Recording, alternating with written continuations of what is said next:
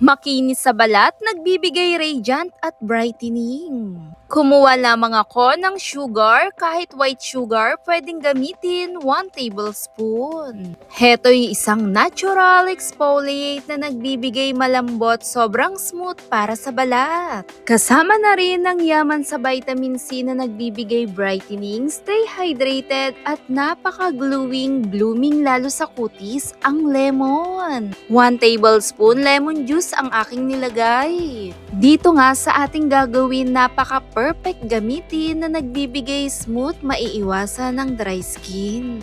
Bukod pa dyan, ang kagandahang katangian na dala ng lemon, mayaman sa vitamin C na maganda magbigay brightening, whitening, na mas pinoprotektahan ng balat natin.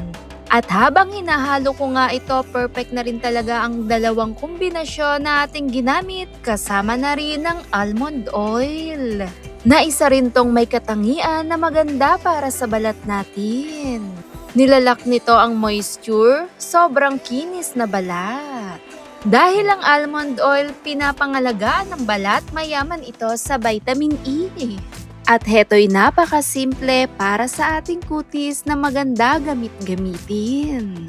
At habang hinahalo ko nga ito sa tamang texture niya, datingan niya pong honey na magandang pangangalaga sa ating balat.